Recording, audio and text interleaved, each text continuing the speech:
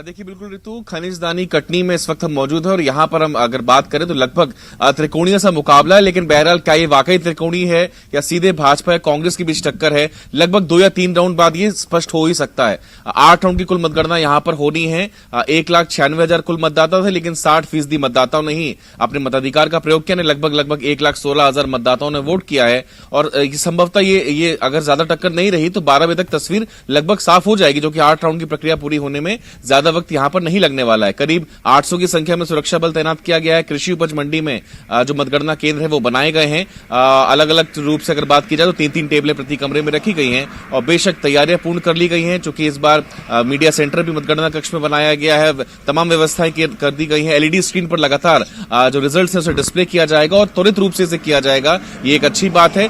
45 ward भी हैं। 186 जो उम्मीदवार है वो इस 45 वार्ड में पार्षद की रेस में भी शामिल हैं। पिछली दफा चूंकि बीजेपी का कब्जा रहा है सीट पर, उम्मीद है चूंकि संजय पाठक की साख भी दांव पर लगी है, जो कि उनका ही चेहरा इस बार ज्योति दीक्षित के रूप में चुनावी मैदान पर है। कांग्रेस से बात करी जाए तो श्रेया खंडेलवाल और बीजेपी से बागी हुई प्रीति सूरी ने कहीं न कहीं खेल बिगाड़ने की यहां पर कोशिश की है।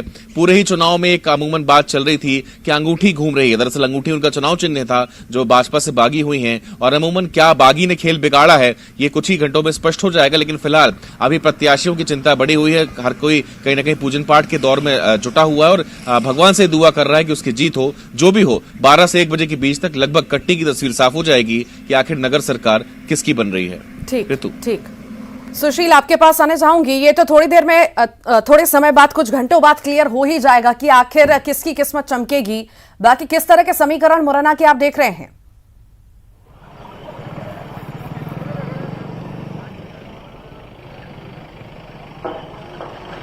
बिल्कुल, देखिए मुरैना नगर निगम का ये गठन के बाद से दूसरा चुनाव है। 2010 में मुरैना नगर निगम का गठन हुआ था। उसके बाद अगर आप देखें तो यहाँ मुरैना में इस बार बीजेपी कांग्रेस के बीच सीधा मुकाबला तो है ही है।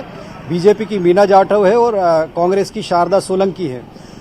करीब 2.5 लाख के लगभग मतदाता थे, जिनमें से 1.5 लाख के करीब लोगों ने वोट डाला। और आज यहाँ मेयर पद के साथ ही 47 वार्ड जो पार्षद हैं उनके नतीजे भी आएंगे। तो हम पॉलिटेक्निकल जो कॉलेज है उसी कॉलेज के बाहर खड़े हैं और थोड़ी देर बाद मतगणना शुरू होगी यहाँ। और अभी अगर देखें तो जो मतगणना स्थल पर बैठने वाले एजेंट हैं वो लोग पहुंचना शुरू हो गए हैं। और अगर समीकरणों की बात करें तो मुरैना नगर निगम नरेंद्र सिंह तोमर जो केंद्रीय मंत्री है उनके लिए भी प्रतिष्ठित सीट है, क्योंकि वो अभी मुरैना से ही सांसद हैं। और यही वजह है कि इस सीट पर बीजेपी कांग्रेस सभी की निगाह टिकी हुई है। और मुकाबला अगर देखें तो कश्मकश भरा मुकाबला माना जा रहा है दोनों प्रत्याशियों के बीच। और जिस तरह से पिछला चुनाव अगर याद करें तो 2015 में जब यहाँ चुनाव हुआ था पहली बार नगर निगम का, तो उस समय बीजेपी के अशोक अर्गल ने करीब 7,000 के लगभग वोटों से यहाँ जीत हासिल की थी और उस दौरान कांग्रेस के प्रत्याशी जो राजेंद्र सोलंकी है उन्हें हराया था। इस बार कांग्रेस की तरफ से राजेंद्र सोलंकी की पत्नी शारदा सोलंकी मैदान में है और बीजेपी की तरफ से मीना जाटव है।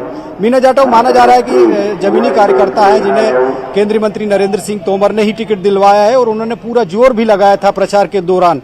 तो कहीं ना कहीं मुरैना नगर निगम का जो ये चुनाव है, आज जो नतीजों का दिन है, न सिर्फ बीजेपी के लिए कांग्रेस के लिए बल्कि 47 वार्ड के प्रत्याशियों के लिए भी बड़ा चुनौती वाला है। एक यहाँ पर जो संघर्ष है उसमें बीएसपी और आम आदमी पार्टी दोनों के प्रत्याशी भी मेयर का चुनाव लड़े हैं। तो निश्चित तौर पर इन दोनों पार्टियों के जो मतों की संख्या रहेगी वो भी कहीं ना कहीं बीजेपी और कांग्रेस के बीच हार जीत का फासला तय करेगी।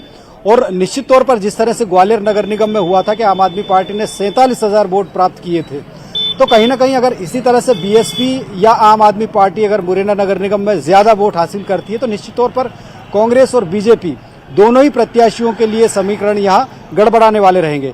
तो अब जैसे ही 9 बजे के करीब मतगणना शुरू होगी, सबसे पहले पोस्टल बैलेट की गिनती होगी, उसके बाद जो है ईवीएम की गिनती शुरू होगी। तो कहीं ना कहीं आज मुरैना के लिए भी एक बड़ा दिन है कि यहाँ नगर सरकार का चुनाव होगा। मुखिया कौन होगा, शहर का प्रथम नागरिक कौन होगा, आज ये तय होगा। साथ ही जो दिग्गज लोग हैं उनकी प्रतिष्ठा भी दांव पर लगी हुई है। नरेंद्र सिंह तोमर सहित तमाम, कमलनाथ भी यहाँ आए थे, तो निश्चित तौर पर नरेंद्र सिंह तोमर और कमलनाथ दोनों की प्रतिष्ठा भी मुरैना नगर निगम सीट पर दांव पर लगी है। तो अब जब नतीजे आएंगे तो साफ होगा कि जनता ने किसके सिर पर जीत का सेहरा बांधा है।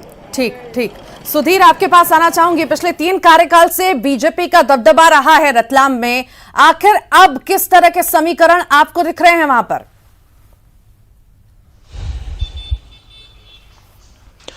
देखिए 70% यहाँ वोट गिरे हैं। 2,14,000 यहाँ पे कुल वोटर थे और पिछले बार जब 2014 के चुनाव में यहाँ पर 67% जब वोट गिरे थे तो भारतीय जनता पार्टी 24,000 वोटों से यहाँ पे विजयी हुई थी।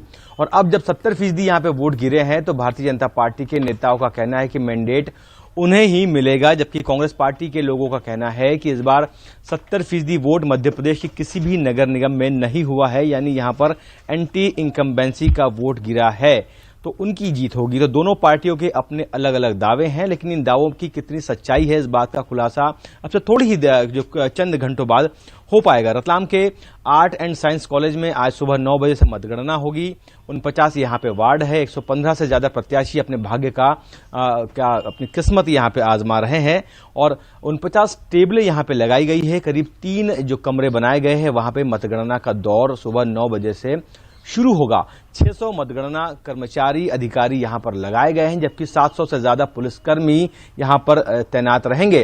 तो कुल मिलाकर देखिए तो रतलाम शहर के लिए आज बड़ा दिन है और रतलाम की राजनीति के लिहाज से भी बेहद बड़ा दिन है, क्योंकि अब देखना ये होगा कि आखिर रतलाम नगर निगम पर कौन सी पार्टी अपना कब्जा जमाएगी, क्योंकि बीते 3 बार से करीब 18 सालों से यहां पर रतलाम नगर निगम पे भारतीय जनता पार्टी का कब्जा है और इस बार भी दोनों ही पार्टियों के कयास है कि वे अपना यह दावा पेश कर रही है कि उनकी यहां सरकार बनेगी, मैंडेट उन्हें मिलेगा, महापौर उनका होगा और एमआईसी भी उन्हीं की बनेगी।